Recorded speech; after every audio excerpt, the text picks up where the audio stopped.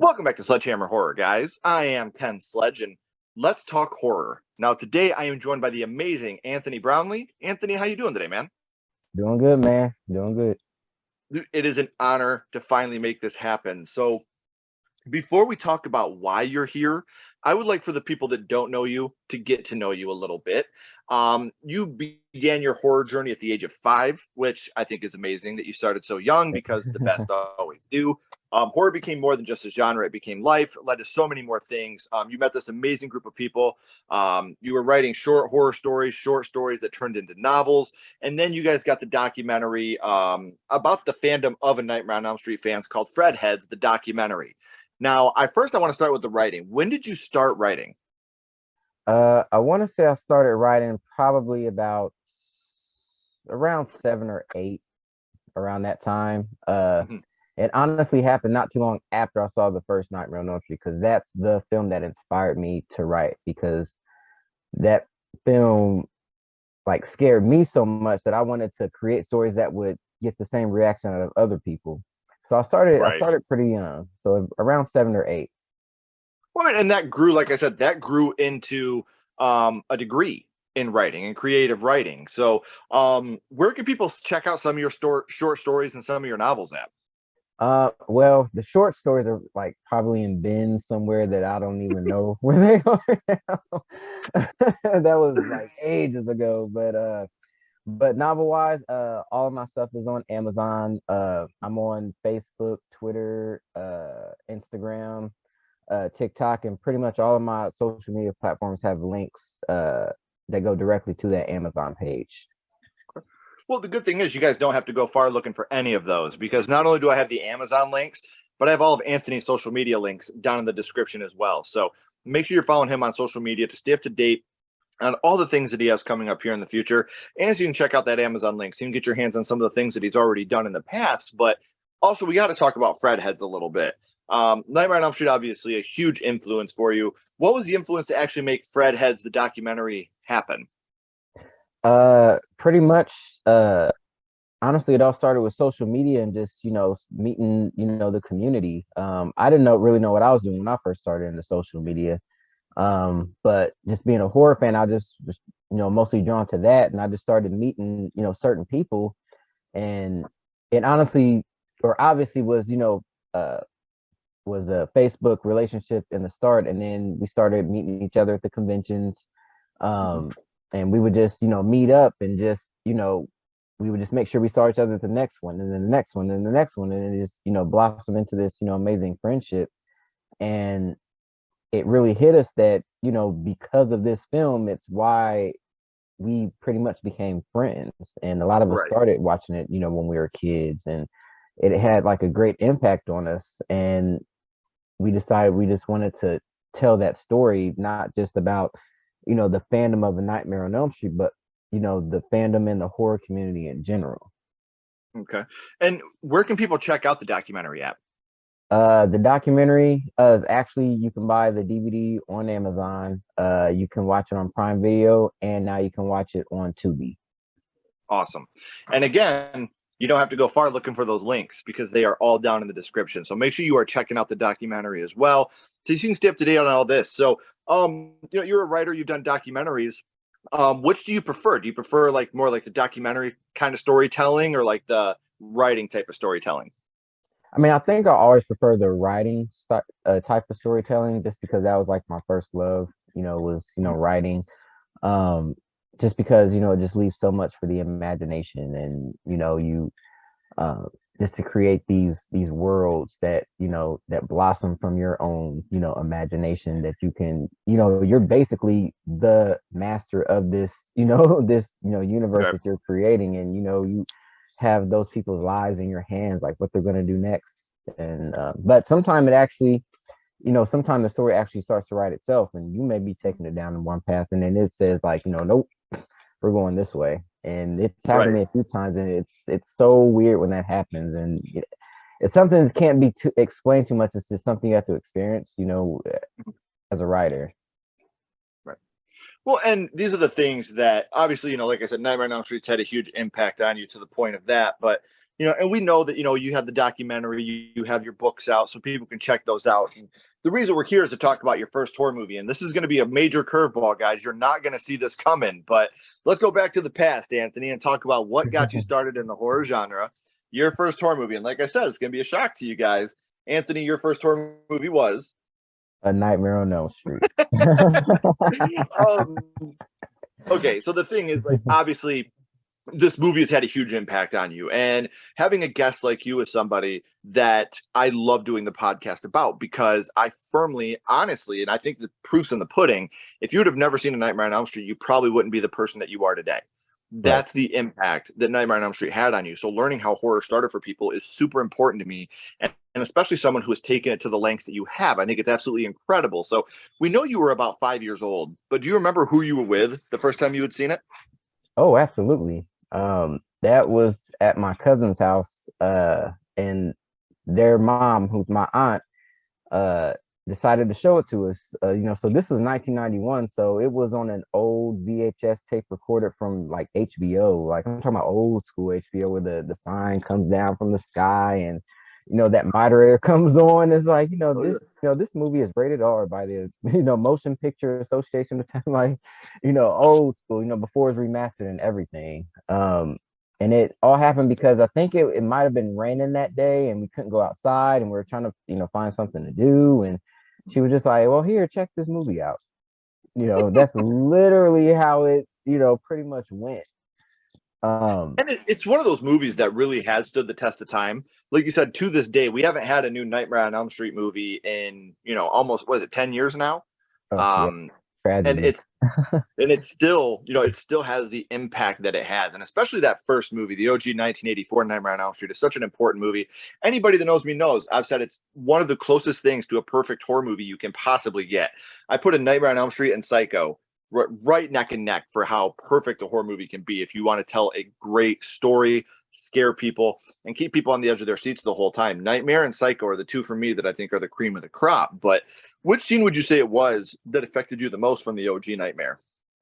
That scene, actually, it's the buildup and the actual alley scene. Just from the start, when Freddy's whispering to Tina, just saying her name while she's in the bedroom, and then she makes her way downstairs, and then she's like, is somebody there? And then he's calling her again, and she's slow walking through the backyard. It's like, even now as an adult, I mean, I'm very desensitized now to horror, just from watching it for so many years, but that scene, sometimes I can just still feel myself kind of just like getting kind of cringe, just like, oof, like it's coming. And then that the trash bin come, or the lid just spinning, and then she turns around, and then Freddy's just his silhouette's there, and then his arms stretching out. And it was like, anytime I was a kid, and even now, just randomly, when I have nightmares and it's about a Nightmare on Elm Street, it's always the alley scene. Always, no matter Yes. what, always the alley scene. And that scene just, I used to get like, I used to feel my stomach kind of like feeling like what it feels like on a roller coaster as a kid, when I knew that that scene was coming up pretty Yeah. soon. It's like I would just get so tight, and I love that feeling. Mm-hmm. Dude, and it's amazing, because I think that's a universal scene that's not a kill scene in the film, but that everybody remembers. When you Right. have those elongated arms, and you see the blade scratching on the wall and the sparks Oh, flying. and his Then he just laugh. starts chasing her down that alley. Like, it's such a dark and scary scene in the movie, Right. and it's one of those ones that you don't need CGI for this to look Yeah. amazing and Absolutely. scary. The Absolutely. practical effects, Nightmare on Elm Street in general, the practical effects throughout this film are just top notch, man. I put this up there with The Thing and American Werewolf in London as my favorite practical horror films, because, and we got to remember, Nightmare on Elm Street was such a low budget film when it came Hmm. out. Robert Englund is on screen for like 7.5 minutes of the movie, because they didn't want to keep having to do his makeup different ways, because they couldn't pay people. So, Right. you have kills where he's not in there, or, he going in a waterbed or going up a wall, like, you don't Hmm. actually see Robert, but 7 minutes, because of how low budget the film was. And we kind of just touched on my next question, kills, something that horror fans love. And now, especially with a movie like A Nightmare on Elm Street, it is definitely about quality over over quantity. There are not Mhm. many kills in this movie, but to me, all 4 kills in this movie are extremely memorable and extremely awesome. So, which kill would you say it was that stuck with you the most from Nightmare? Definitely, definitely Tina's death. Because it was just like Amanda Wiss's like performance. It was her just, screaming and, calling for Rod and, being, drug up the wall and just, reaching for him and all that blood just going everywhere. It was just like, you're just like, oh my God. Like, the fact that Freddy's like, invisible in that scene that, or well, Rod at least can't see him. And it's Right. like you just have no idea what he's doing to her. And that's what really plays on the imagination. And as a kid, it makes it, 100 times more terrifying because you don't see what's happening. You just know that she's just going up the wall. He's doing something, but you don't know exactly what. And I remember, seeing some of the old, deleted scenes in the old VHS tape that came out, around 96. And like there was a certain scene where it cuts and you just see Freddy kind of lurking her like his knife or like pointing out in his face is just kind of in the darkness and you don't really see it too much, but he like him just walking towards her and she's screaming. And obviously I love that it's you don't really see it, but that scene, that deleted scene actually still kind of haunted me too growing up. It was just like like it's just something about him in that first film. And like I said, even though you don't see him that much, he makes each scene that you actually do see him like completely memorable and haunting. And it takes a really good actor, to be able to do something like that, especially in a horror film. Mhm. you Well, know it's just like with Bruce the Shark and Jaws. With a movie like this, less is more.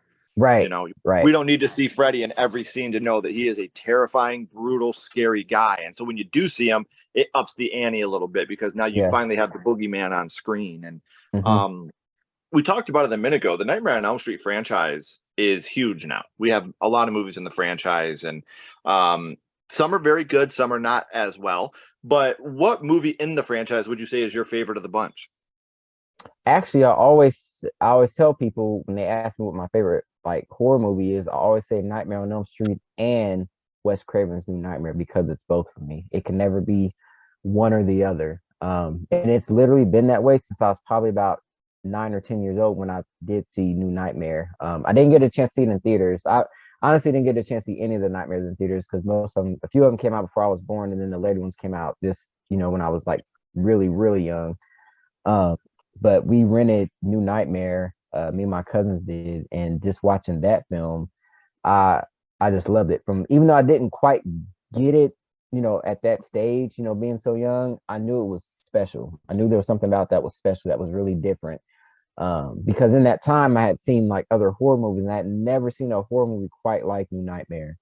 It the Heather's performance as a version of herself, but also being Nancy at the same time. It was like to me, I always said it was Oscar worthy. But Oh, there's no category for horror, but her performance in that film and just what Wes did and that whole scene of them discussing what this thing is that's after her, that the fact that it's storytellers that can trap an essence, trap an entity, for so many years, so many generations, and it can be told in so many different ways. And now when the story is over, now it's going to try to be released, and because it's been this entity has been Freddy for so long, that's all it knows. And right. it such an interesting approach to horror. And it's kind of to me it was like meta before meta was really like a thing. you I was know just gonna say Wes Craven's New Nightmare walked, so Scream could run. exactly, because I mean I think I've actually heard them talk about that, or even Kevin Williamson saying that New Nightmare was a huge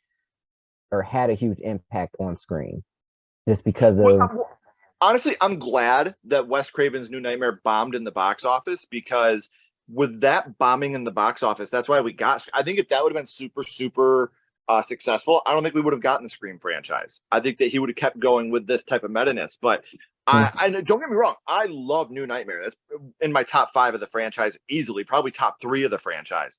But I again, I see flaws with it. Much like it has the same problem for me that every other Nightmare on Elm Street has. I hate every single ending to every single Nightmare on Elm Street movie all of them. Funny enough, except the remake. I love the ending of the remake. It looks like dog shit when he grabs the mom and pulls her back Right. into the mirror, but I like that idea. That's the only Nightmare on Hmm. Elm Street I like the ending of. So, I'm talking about the remake a little bit. Have you seen the remake with Jackie Earl Haley? And if so, are you a fan? I saw it when it first premiered. I was actually working at a movie theater, so we always got to see a lot of the movies like beforehand. And I mean, part of me was like really just kind of really excited and curious just to see what they do at this point, because it had been so long since, a Nightmare film had been made. And so I was very curious, so I went into it with an open mind. Uh, but then when I actually watched it, I was very disappointed. Mhm. Really, well, one of the things was the CGI. I think it was overdone. They really, they used part of CGI on his face, which I thought was so unnecessary. The whole Freddy coming out of the wall thing looked to me more realistic in '84 than it did in 2010, and that was just using spandex and lighting in '84, and it looked more real. The And CGI and the remake is what holds it back for me. yeah. I would strongly recommend going back and rewatching it now because I felt the same way. Like when I'd seen it Hmm. originally, I fucking hated it. I was so mad, and then I went back and rewatched it because me and Ashley do a series called Versus, where we verse an original versus a remake, and Hmm. I actually enjoyed it. I think that there's obviously problems with it. I think that they did way too much of what the original did and just did it with CGI rather than doing it. Like that's not to me how you make a remake. I want you to take the idea of the original and make it your own, a la Yeah. uh, Evil Dead 2013, Child's Play Hmm. 2019. Take that Hmm. original idea, but make it your own. Don't do the exact same thing and just use CGI instead of practical effects. You make it look like shit. So I'm glad you Yeah. brought up the wall thing because that's one I always bring up. Like you said, the spandex when they literally push their face against the wall in Yeah. comparison to just this CGI monster looking like it's like Yeah. swimming in the wall. It looked like shit. It And looked like shit. yeah, because it looks fake. And it's like, I Yeah. mean, and that's the thing is, when it looks so obviously fake, it's like it kind of takes you out of it. And because Mhm. it's supposed to be like a dream world, I just feel like using more practical, especially for no, I hate to say it because I don't refer to Nightmare on Elm Street as a slasher. I don't consider it a slasher. But Uh-huh. so that this type of genre of film, I feel like practical effects is the only way to go, Yes. because there's something about that and that imagery that makes horror and in Right. a way. It's kind of like that cherry on top. Mhm. And like, with the remake, I mean, believe I've seen the remake a lot. I've seen it a lot of times. I Okay. watched it a bunch of times when it first came out because I was you know, trying to see something in it. So it's like, okay, maybe if I, really watch it, pay attention and do this and do that, maybe I can, really get on board with it. And I mean, I don't like, 100% hate it. Like, I appreciate, the actors that were in it. I thought, Jackie Earl Haley did, good playing Freddy for, I mean, because I mean, you're always gonna have people that, they're just like, because it's not Robert. But I mean, you can't step into an iconic character's shoes like that and just and it be like, oh, this is completely original. I mean, it just can't happen. You know what I Right. mean? So but for what he did, I thought he did a good job with that. And some of the actors like Gallner playing Quentin, I thought did a good job. I was really disappointed with how they did Nancy because what I love about Heather's portrayal as Nancy, you watch her growth throughout Right. the entire movie. I mean, you watch her go from this normal, everyday 15-year-old girl who's hanging out with her friends to basically almost like this warrior, in Hmm. a sense. And what I loved about that was that she was completely on her own at the end of that movie, just going into that final night. That's what I say sets Nancy apart from all the heroines back in that time. She actually went after the Right. killer. She didn't, this wasn't like, she happened to survive. She finds out things are going crazy the last 15 minutes of the movie and just, happens to survive the film. She knows what's going on pretty much from the get go. And she's just growing stronger in that each time. And you're just watching her to the point. So when she does go in that final nightmare, it's like, okay, this makes total sense. She's dealt with this for basically a week, that week long stretch of like not sleeping. And she's basically saying it's going to be me or him. you know, I just It's got to time to do what I go. got to do. He may get me, I may get him, but regardless, it's going to be over.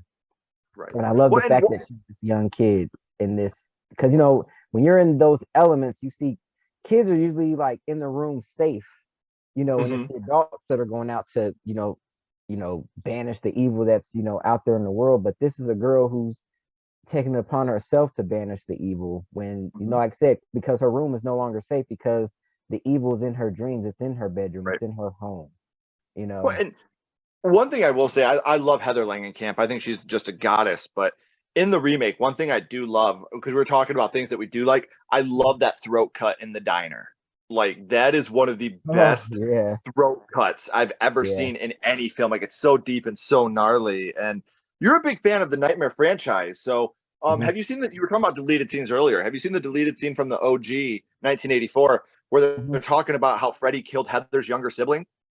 Oh yeah, definitely. That blew me away. I just found out Yeah. about that doing the podcast about a year ago. Someone told me. I was like, no Oh way. I really? went and watched it. Dude, it Oh blew my man. fucking mind. I was like, that is insane.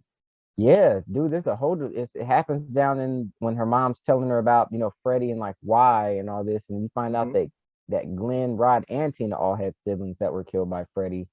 And that's the main reason they went after him because it was their kids who were attacked. I mean, there's Right. so many deleted scenes that they've never released on disc. Like they're all still on my VHS. It was a double VHS set.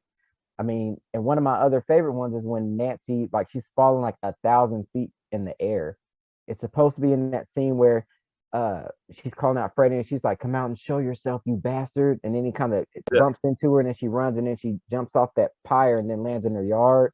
It's in Yeah. between that and like it was supposed to be Wes's idea that because she kept going down and down and down and down in that boiler room. It's almost like you're going down into hell, but somehow you still find yourself basically in the heavens and she's like 1,000 feet in the air and jumps off, but she has no idea she's like in the monks of like or in the midst of like all the clouds. And then at one point the clouds clear and then she just lets out this bellowing scream because she's about to land in her front yard. And I think what his irony in that is when people used to say like, oh, if you fall, in your dream and land, you'll die. And they saying they said Right. that won't happen because there's something else in your dream that's going to kill you, not you falling to your death. Yeah. Freddy's like, there's no chance I'm going to let you get off that easy. Right.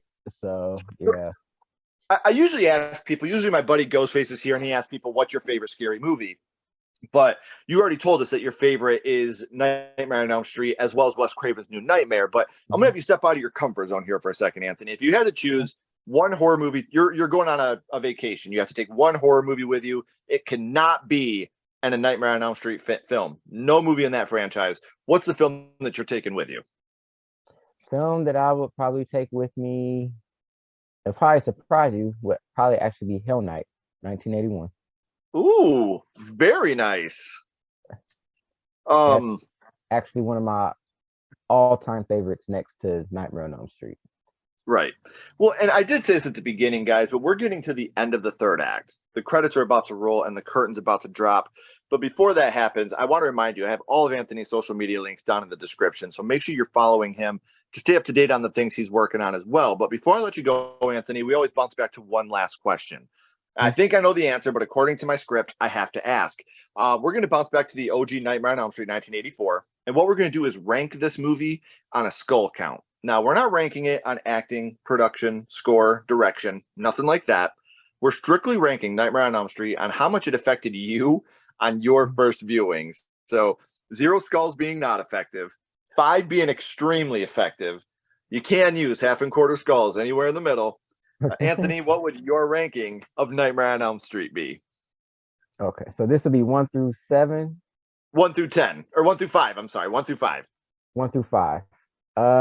Okay, so part one is definitely a 5 on effective.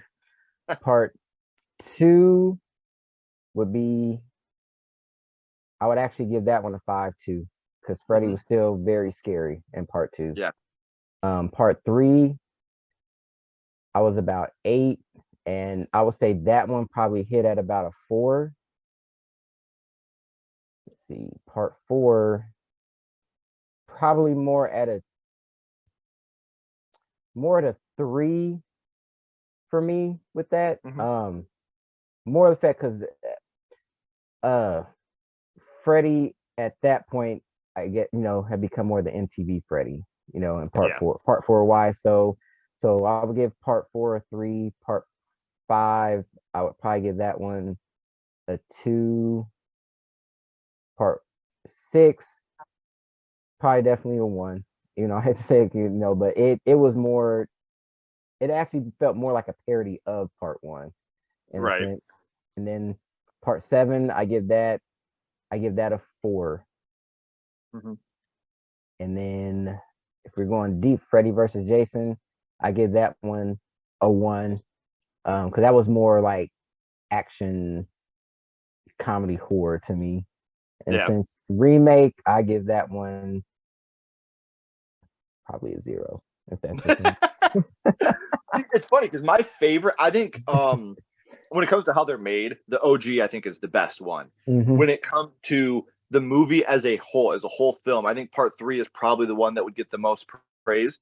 My Yeah, favorite will always be part 4, and I think it's just because I watched the Dream Master so much as a kid. Like that's yeah, the one that I watched the most. I'm that's watching these movies when I'm 5, 6 years old, and 3 and 4 were like the one. 2 was like way over my head. It was still scary to me, and it was hmm just 2 freaked me out the most. 1 was probably the one that um I had most nightmares about, but 3 and yeah, 4, Freddy was cool in 4, but in hmm 3, all the kids were cool. Like I yeah, loved all the yeah, kids in 3. It didn't matter. 3 is one of the only slashers I've ever seen where I really root for every single one of the meat bags. I don't want to see any of them hurt absolutely. or killed. So, um, man, I did want to say one last time, guys. Make sure you're checking out Anthony's social media so you can stay up to date on his writing. And please make sure you're checking out Fredheads, the documentary. That is available on Tubi, Prime, and physical media. And the links are down in the description. So, Anthony, please don't go anywhere. I got a couple more questions for you. Everybody else, if you haven't already, please like and subscribe. It helps the channel more than you know. And follow Sledgehammer Horror on social media. All our links are down in the description as well. But until next time, keep talking horror, stay who you are, and we'll see you guys soon.